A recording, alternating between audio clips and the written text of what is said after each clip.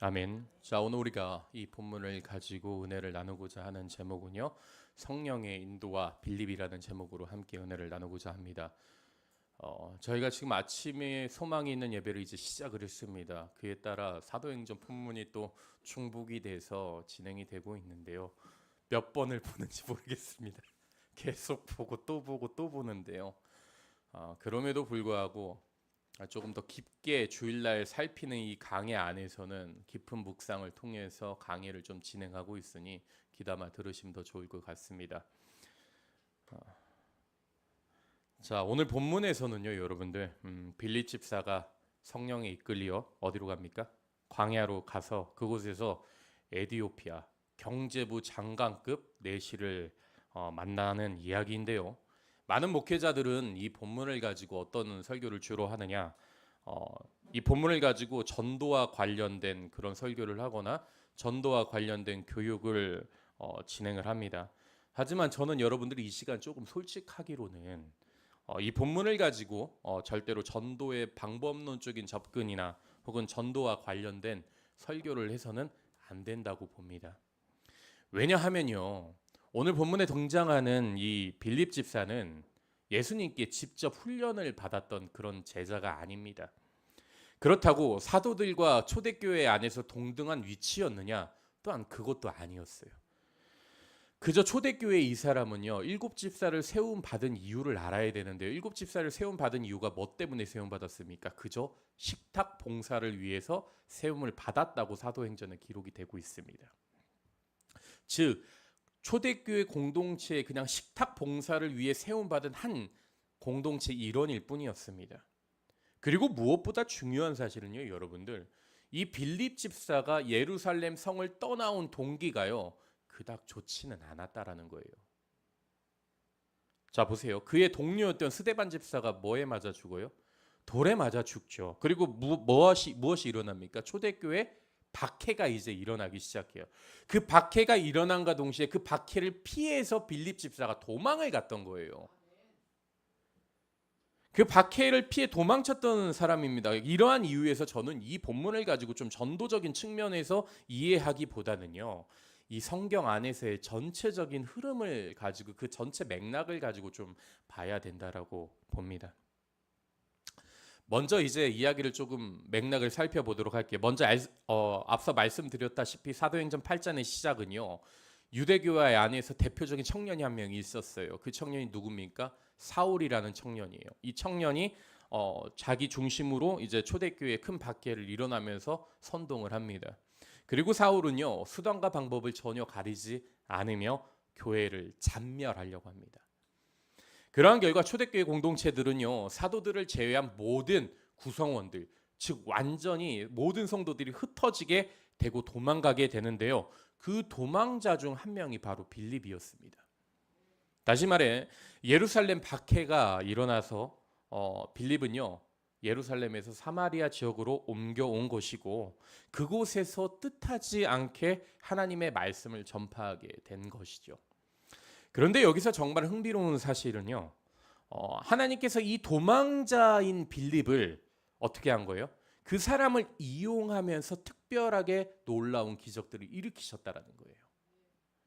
평범하고 준비되지 않은 이 한 사람을 통해서 하나님께서 큰 기적과 이적을 나타내신 겁니다. 뿐만 아닙니다.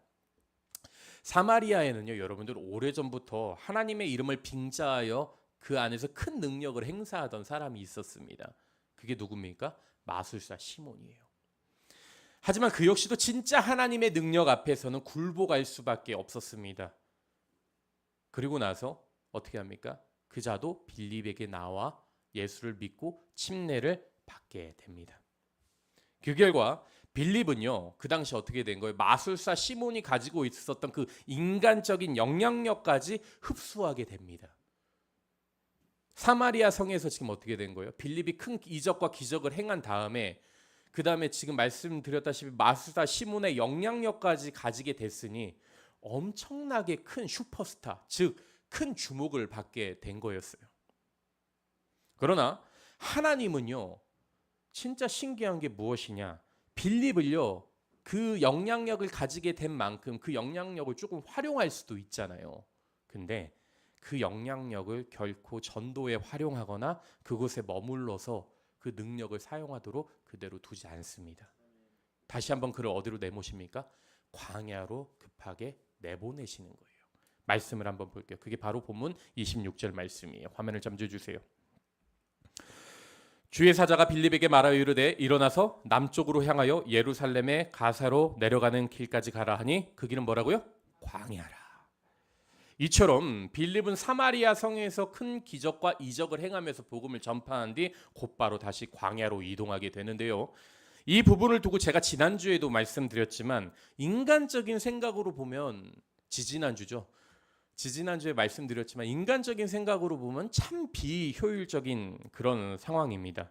왜냐하면요, 여러분들 생각해 보세요.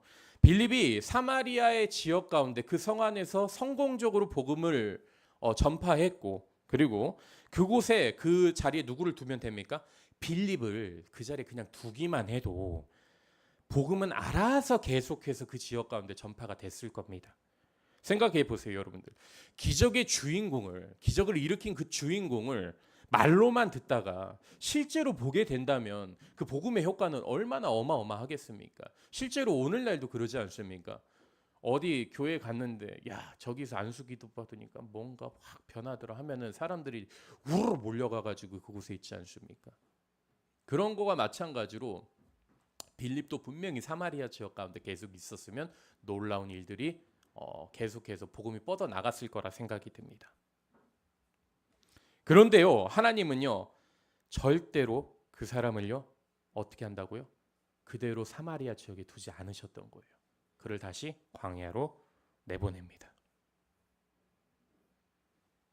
광야가 그런데 여러분들 어떤 곳입니까? 사람도 없고요, 아무것도 없는, 정말 어떤 영향력도 행사할 수 없는 모래밭밖에 없는 그런 곳으로 지금 빌립을 보내는 거예요. 아무런 인간적인 영향력을 행사할 수 없는 그런 곳으로 이 빌립을 보낸 겁니다. 그런데요, 여러분 이 부분에서 정말 중요한 진짜 핵심 메시지가 담겨 있습니다. 그 부분을 지금부터 제가 천천히 설명해 드리겠습니다. 먼저 여러분들 빌립이 가는 곳마다 무슨 일이 생겼습니까? 아주 놀라운 기적과 엄청난 일들이 계속해서 일어납니다. 즉 하나님이 빌립과 함께 하심으로 말도 안 되는 일들이 그와 함께 계속 벌어졌던 거예요. 그리고 나서 그는 지금 다시 어떻게 된 거예요? 광야로 내몰리게 되는데요. 여기서 또 빌립은 여러분들 누굴 만납니까? 경제부 장관급 되는 그 정도의 그러니까 높은 위치에 올라가서 큰 영향력, 인간적인 영향력을 행사할 수 있는 그런 한 장관급 내시를 만나게 됩니다. 본문 27절 말씀 한번 볼게요. 화면을 잠재워 주세요. 일어나 가서 보니 에디오피아 사람 곧 에디오피아 여왕 간다게의 모든 국고를 맡은 관리인 내시가 예배하러 예루살렘에 왔다가, 여기서 여러분들 조금 이제 번외 이야기지만 잠깐 말씀을 자세히 보면요, 에디오피아 여왕 간다게라고 지금 이렇게 기록을 하잖아요. 본래 에디오피아는요, 여러분들 오래전부터 남자가 왕이 아니었습니다. 그 나라는 누가 통치를 했냐면요, 여자들이 통치하던 그런 나라였어요.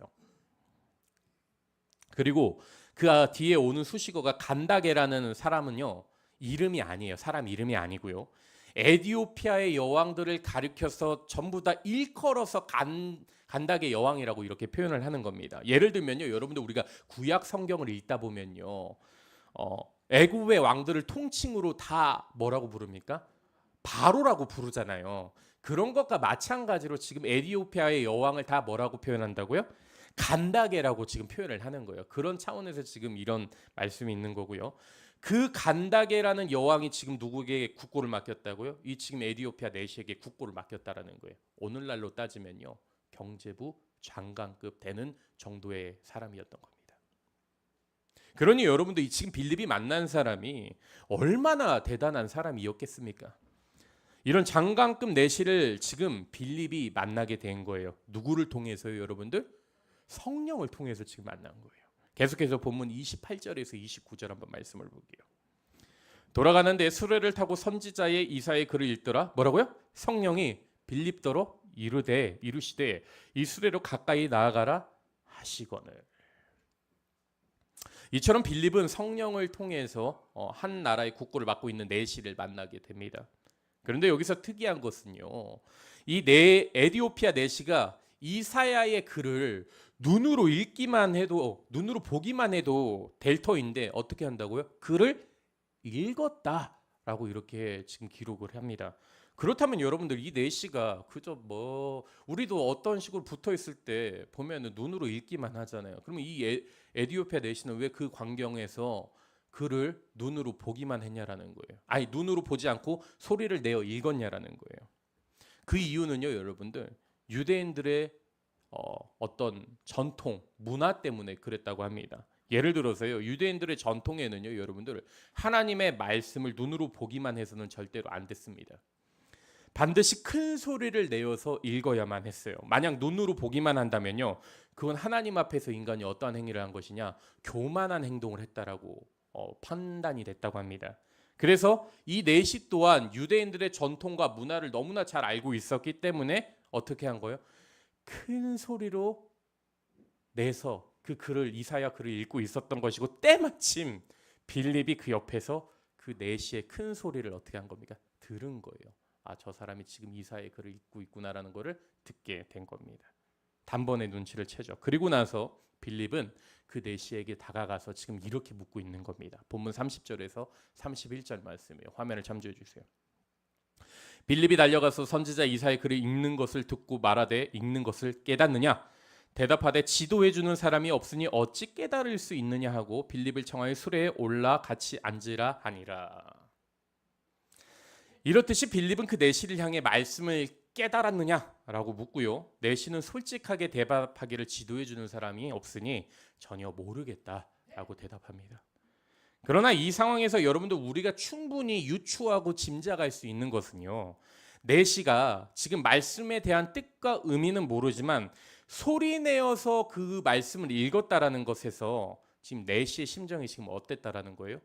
말씀에 되게 갈급했다라는 것이고, 그가 무척이나 하나님의 말씀에 관심이 많았다라는 것을 우리가 짐작할 수 있다라는 겁니다. 생각해 보세요. 관심이 없으면 쳐다보지도 않고 그냥 지나갈 터인데 그 글귀를 읽고 있었고 하나님의 말씀이니 소리를 내어 읽었다라는 것은 유대인들의 전통에도 알고 있었고 관심이 많았다라는 것이죠. 그리고 나서 이 에디오피아 내시는요, 자신이 타고 있던 그 마차에 올라오라고 빌립에게 지금 청합니다. 부탁을 합니다.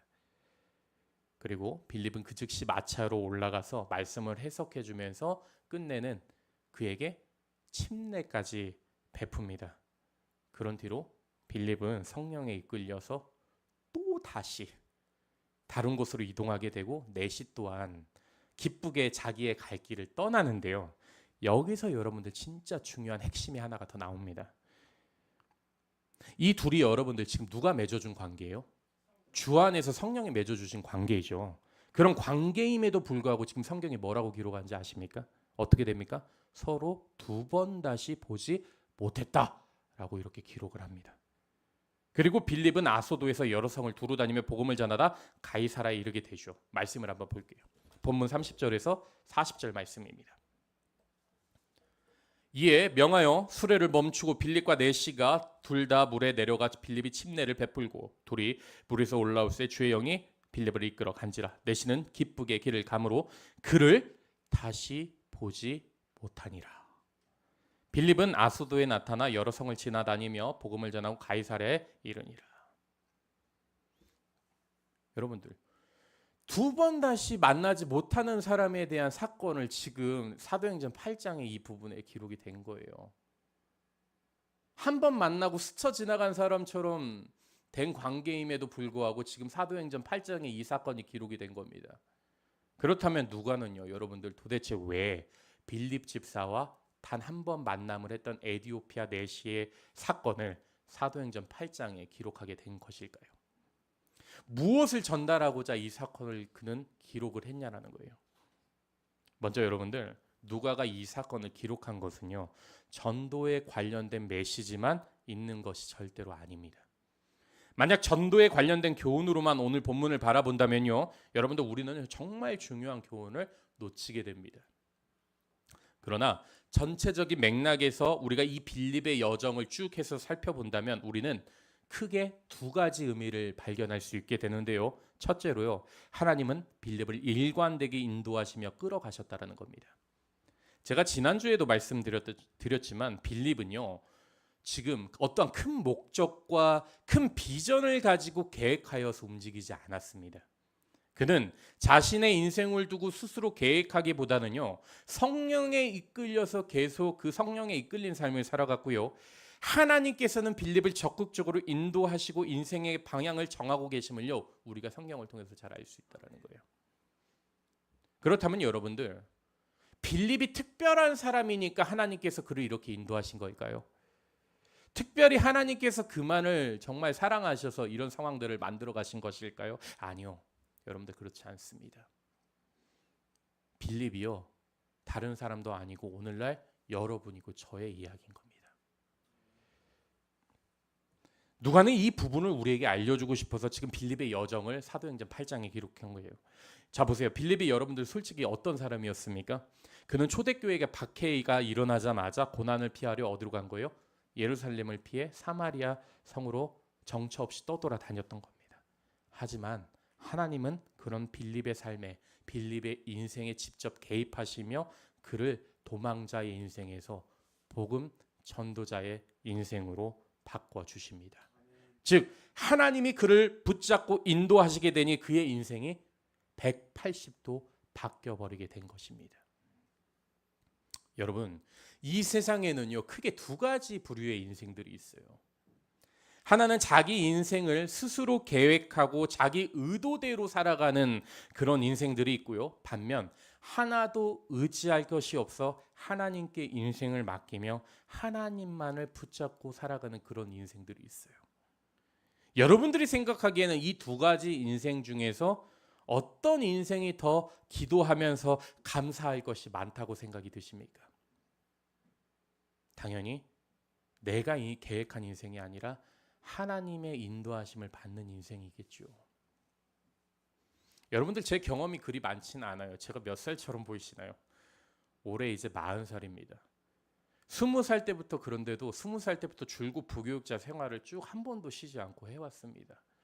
그러다가 38살에 이제 제가 교회를 개척을 했어요. 그리고 어느덧 40살이 되었는데 40살이 되었죠. 지나온 세월을 돌아보니까요, 하나님께서 저를 강권적인 은혜로 저를 계속해서 끌어오셨구나라는 것을 많이 느낍니다. 한 번은요, 여러분들, 제가 시간을 내어서 그동안 연락하지 못했던 신학교 동기들, 그리고 신대원 동기들, 나아가서는 THM 동기들한테도 전화를 했어요. 그러면서 길게 통화를 하면서 그들이 제 근황을 묻더라고요. 그래서 저는 솔직하게 얘기했죠. 지금 대전에 도마동에서 개척했다. 그리고 정말 여기서 목회를 하고 있다. 그랬더니 정말 거짓말 안 하고 똑같은 반응들을 보여줘요. 무슨 짠 줄 알았어요. 저 빼고 그 사람들끼리 짠 줄 알았는데 그냥 똑같은 반응을 보여주더라고요. 뭐라고 하냐? 야, 홍구야, 네가 개척을 했다고? 동일하게 다 이렇게 얘기를 하더라고요. 그래서 야, 너는 신학 공부를 하다가 진짜 빨리 포기할 줄 알았는데, 야, 너를 보면 진짜 하나님이 살아있네. 이렇게 이야기를 하시더라고요, 다들. 그리고 그들이 봤을 때 그만큼 제가 여러분들 참 공부 안 하게 생겼나 봅니다.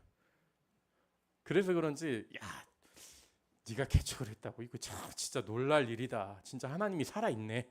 라고 계속 그 말을 통화 가운데 한 4-5번씩은 하더라고요. 야, 그 진짜 주님의 은혜다 이러면서. 그런데 여러분들, 사실 제가 그 부분에 있어서 그들의 생각에 전적으로 동의를 한다라는 거예요.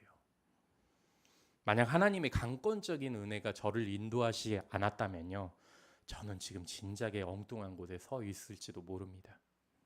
여기 강단에 서 있지 못했을 거예요. 그리고요, 이곳에 지금 앉아있는 좋은 성도분들, 좋은 사역자들과 함께 이곳에서 정말 함께 예배를 드리지 못했을 겁니다. 그랬을까요? 저는 이 자리에 서 있는 것 자체가 여러분들, 그리고 제가 목사의 자리로 이끄신 것이 전부 다 누구요? 하나님의 은혜다라고 생각을 합니다. 이런 의미에서 보면요, 여러분들 구약 성경을 보잖아요. 크게 두 인물이 나옵니다. 창세기에 보면 두 인물이 나와요. 바로 아브라함과 그의 조카 롯이 나옵니다. 이 둘은요, 처음 출발의 노선은 같았어요. 갈대아 우르에서 함께 나왔고요. 동고동락을 합니다. 하지만 이 둘은 시작은 같았지만 각자 세력이 커지다 보니 서로를 위해 결국 다른 길로 가게 되는데요. 롯은요, 육적인 눈을 들어서 자신이 가고 싶은 곳을 선택한 뒤 그곳으로 가겠다라고 선언을 합니다. 하지만 아브라함은 하나님의 명령에 순종하여서 자신의 길을 정합니다.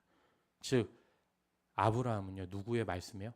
하나님의 말씀에 따른 것이고 롯은 자신의 생각과 의지대로 갈 곳을 정한 것이죠. 그 결과 어떻게 됩니까? 훗날 아브라함의 인생은요, 믿음의 조상이라고 평가되는 반면에 롯은 어떤 평가를 받습니까? 하나님을 반역하는 모압과 암몬 족속의 조상이 되고요. 또한 롯이 살고 있던 그 소돔과 고모라 성은 또 어떻게 됩니까? 하나님의 심판이 이루어짐으로 유황불에 멸망하게 되죠. 즉 삶의 모든 터전을 잃어버리게 된 겁니다. 그러므로 우리는 이 땅 가운데 여러분들 어떤 의식을 가지고 살아야 하는지를 반드시 깨달아야 합니다. 성도는요, 내 의지, 내 계획보다 더 우선시해야 되는 것이 있어요. 바로 하나님과의 동행입니다. 성도라면 철저히 주님의 인도하심을 받아야 되는 거예요. 그래서 잠언서 16장 9절도 오늘날 이렇게 기록하고 있는 겁니다. 말씀을 볼게요. 화면을 참조해 주세요. 사람이 마음으로 자기의 길을 계획할지라도 그의 걸음을 인도하시는 이는 누구라고요? 여호와시니라. 저는 여러분들이 어떠한 상황, 어떠한 그런 계획을 가지고 있을지라도 결국에는 하나님의 명령에 순종했으면 좋겠습니다. 그 순종이 여러분들의 삶을 반드시 은혜의 자리로 인도할 겁니다. 한 청년의 이야기를 제가 줄곧 해왔는데 그 친구가 이제는 취직을 했어요. 그래서 오늘 파티를 하러 가기로 했어요, 저랑. 근데 그 친구가 얼마나 많은 갈등 가운데 늘 하나님께 자기 자신도 결단을 했지만 기도로 늘 하나님께도 결단을 더 요구했던 거예요. 하나님, 내가 이거를 어떻게 해야 됩니까? 그러면서 이제 본인은 들어갔던 그 직장에 다 그래도 많은 사람들이 그리스도인들이라고 얘기를 하더라고요. 그 안에 뭐 침례 교인도 있고 여러 교인들이 있고. 그러면서 저는 그것보다는 만족해요. 괜찮습니까? 라고 했더니 목사님, 저는 너무 좋아요. 너무 좋아요. 그냥 표현이 너무 좋아요. 그 친구의 인생이 이런 거예요. 하나님 언제까지입니까? 이제 어느 순간 이루어지니 하나님 좋아요. 너무 좋아요. 결국에는 그러한 것을 주신 것도 하나님이라고 인정하게 되다 보니 그게 다 주님의 은혜입니다 라는 걸로 이야기가 되는 것이죠. 여러분들, 저는 여러분들의 모든 삶이 그렇습니다. 내가 살아가는 것 같지만 결국엔 누가 인도하시는 거라고요? 하나님께서 우리를 은혜의 자리로 계속 인도하시는 과정 중에 하나라는 거예요. 자, 둘째로 빌립의 여정을 통해 우리는 하나님이 무엇을 불편하게 여기시는지를 반드시 알아야 합니다. 사실 사마리아 성에서의 빌립의 인기는요, 정말 대단했습니다. 엄청났어요. 예수님의 했던 일들을, 기적들을 그대로 빌립이 행하고 있으니 그의 인기는 하늘로 치솟았을 겁니다. 그러나 그것도 잠시 하나님은요, 빌립을 갑자기 광야로 내모십니다. 그리고 그곳에서도 또다시 큰 인간적인 권력을 가진 에디오피아 내시를 만나게 하십니다. 이번에는요, 어떤 사람이었습니까? 나라를 움직일 수 있을 정도의 거물급 사람을 지금 빌립이 만나게 된 거예요. 그러나 하나님은 거기서 또다시 빌립을 엉뚱한 곳으로 이끄십니다. 막강한 권력을 가진 그 내시와 동행하게 그들을 두는 것이 아니라 그를 다시 다른 곳으로 보내신 것이죠. 이처럼 하나님은 자신의 이름으로 행한 일을 가지고 빌립의 명예와 부를 쌓도록 그대로 두지 않으십니다. 오히려 그럴 때마다 철저히 그를 옮기시며 하나님만 따를 수 있도록 그를 인도하신 것이죠. 예수님의 생애도 그래요. 어떠한 일에서 어떤 놀라운 기적과 이적이 일어나면 그 즉시 예수님이 다음날 다른 곳으로 이동하시죠. 예수님이 슈퍼스타가 될 때마다 그 지역을 계속 옮겨 다니셨습니다. 빌립의 인생도 그래요. 빌립을 계속해서 하나님이 인도하시면서 옮겨가신 거예요. 그의 부와 명예가 쌓이지 않게 하시려고. 그러나 여러분들 번외 이야기지만 마술사 시몬은 어떻게 합니까? 하나님의 이름을 빙자하여서 무언가의 능력을 보여주고 그 안에서 자신의 부와 명예를 쌓았던 거예요. 그리고 그 쌓았던 걸 가지고 다시 내놓으면서 나에게도 그러한 성령을 줄 수 있는 권능을 주시오 라고 이렇게 요청을 했던 것이죠. 즉 하나님께서 정말 싫어하는 행동은 그 결과 어떻게 해요? 네 돈으로 결국 망하게 될 거야 라는 그런 책망을 듣지 않습니까? 이런 차원에서 여러분들 오늘날 성도들이 생각해야 될 것들이 이런 겁니다. 교회를 다니는 이유가요, 인맥을 넓히고 어떤 영향력을 행사하기 위해서 교회를 다녀서는 절대로 안 됩니다. 물론 우리 교인들은 뭐 없는 사람 중에 무슨 인간적 영향력을 행사하겠습니까? 다른 교인분들도 마찬가지예요. 뭐 작은 교회를 떠나서 큰 교회를 다니는 이유가 내가 그 안에서 어떤 영향력을 행사하기 위해서 다녀서는 안 됩니다. 그리고 나아가서는요, 예수를 전하고 복음을 전하는 이유가 조금 더 교회 안에서 나를 드러내기 위해서, 부각시키기 위해서라면요, 여러분들 그 생각은 정말 위험한 생각입니다. 성도는요, 오로지 하나님의 말씀에 근거하여 주님이 주시는 그 은혜를 붙잡고 이 세상을 살아가야 합니다. 그럴 때 우리는 이 땅 가운데서도 하나님이 주신 놀라운 기쁨을 만끽할 수 있습니다. 그래서 사도 바울도 로마서 12장 2절 가운데 이렇게 권면하는 겁니다. 말씀을 한번 볼게요. 화면을 참조해 주세요. 너희는 이 세대를 본받지 말고 오직 마음을 새롭게 함으로 변화를 받아 하나님의 선하고 기뻐하시고 온전하신 뜻이 무엇이지 분별하도록 하라. 자꾸 세상의 것을 교회 안에 들여오는 게 아니라 오히려 구분하라는 거예요. 구별하고. 사랑하는 여러분, 신앙생활은요, 내 의지와 내 생각대로 하는 것이 아닙니다. 자고로 신앙생활이라 하면 하나님을 전적으로 바라보는 것이고 말씀에 기록된 대로 살아가는 것입니다. 이런 삶이 어떨 때 보면 참 무지해 보일 수도 있고 무식해 보일 수도 있고 어리석어 보일 수 있어요. 하지만 우리가 그 원리 원칙을 붙잡고 하나님의 말씀에 순종할 때 우리는 크신 하나님의 섭리와 그분의 계획을 깨닫고 날마다 삶 가운데 그분이 주시는 은혜를 충만하게 경험하게 될 것입니다. 자, 이제 말씀을 정리합니다. 빌립 집사의 인생은요, 도망자의 인생에서 성령의 강권적인 은혜로 붙들린 인생이 되고 맙니다. 그는 아무도 주목받지 않던 사마리아 땅으로 주목하지 않던 사마리아 땅으로 도망가 그곳에서 성령님과 함께 복음을 전파합니다. 그리고 그곳에는요, 복음의 새 역사, 놀라운 역사들이 쓰이게 되죠. 하지만 그것도 잠시, 하나님은 이번에는 빌립 집사를 아무도 없는 그런 광야로 내모십니다. 그에게 새로운 사명을 주신 것이죠. 그러나 곰곰이 생각해 보십시오, 여러분들. 사실 광야가 어떤 곳입니까?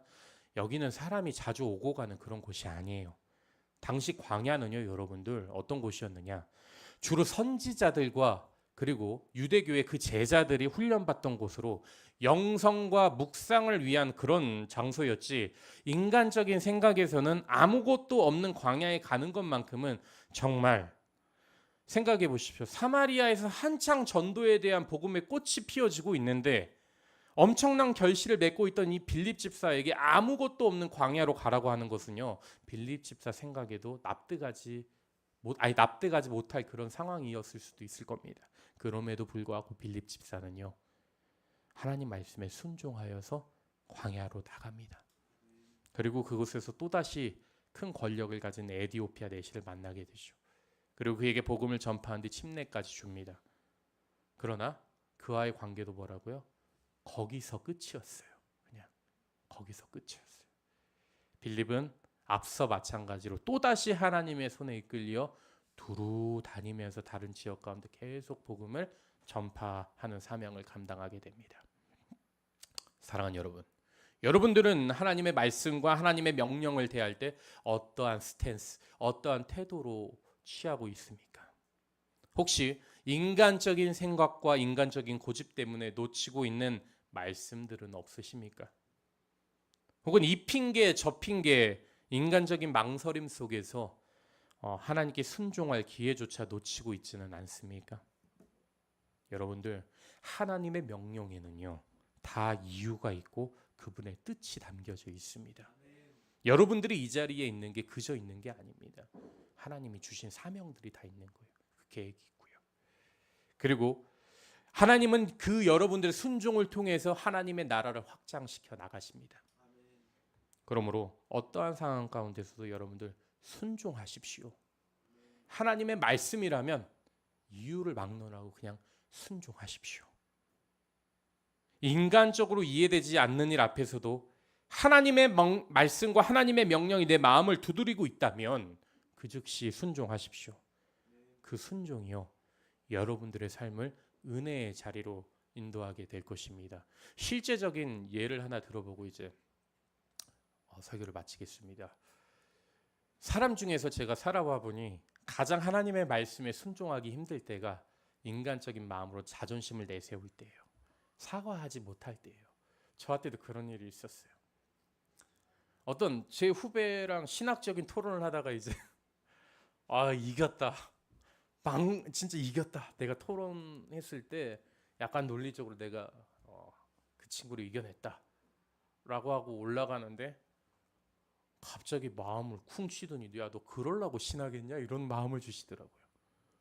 이기고 지고가 중요한 게 아닌데 마음에 찔림을 주는 게 제가 그 친구에게 논리적으로 이겼다고 해서 승전고를 제 마음 안에서 올리고 있는데 갑자기 하나님이 마음을 강하게 땅 때려 치시는 게 야, 너 그러려고 신학하니?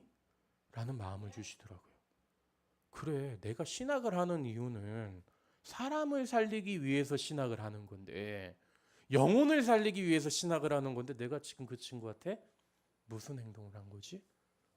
라는 생각이 들어서 몇 날 며칠 기다리면서 왜냐하면 여러분들 그 토론할 때는요 분위기가 되게 정말 적막해요. 정말 심각한 상황으로 가요. 두 번 다시 안 보고 또 신학생들이 여러분들 우리 최 전도사님 공부 중에 계셔. 자존심들이 보통이 아니에요. 세상 일 다 제쳐두고 저기 신학교 간다고 하니 얼마나 고집불통들이겠습니까? 토론이 이루어지게 되면 결과적으로 너랑 나랑 안 보겠다라는 사이까지도 갈 수 있는 상황이 됩니다. 그런 상황 가운데 이긴 것 같았는데 사과하라니 이거 어떻게 해야 되나 이런 마음이 들더라고요. 기도하면서 며칠을 고민했어요. 그러다가 이틀 뒤에 침신대 안에서 이제 새벽 기도가 있죠. 새벽 예배 끝나고 나서 도서관에 끝나고 그 친구를 아침에 강의할 직전에 만났어요. 대안아 미안하다. 형이 미안해. 내가 너무 격했다. 라는 식으로 이제 사과를 한 적이 있어요. 저는 여러분들 그 자리에 정말 사과하는 게 죽을 만큼 싫었어요. 내가 지는 것 같았거든요. 근데 여러분들 시간 지나고 보니까 그게 별거 아니더라고요. 지금은요 그 최대한 목사님이랑 가끔씩 통화해요. 저랑 통화하면서 지금 수원에서 개척해서 개척교회를 하고 있습니다. 그러면서 같이 개척에 대한 상황도 나누고 여러 가지 이야기를 하는데 그때 그 사과가 없었다면 아마 저랑은 지금도 만나지 못하는 관계가 됐겠죠. 근데 이제는 그 사과로 인해서 서로 간에 둘도 없는 개척교회 목회자로서 동역자가 된 그런 느낌이 있습니다. 그럼 여러분들 하나님이 주시는 마음과 명령이 어떤 가운데 있다면은 어떠한 일이더라도 순종하십시오. 그러면 그 순종의 결과들이 여러분들로 하여금 선한 길로 인도하게 될 것입니다.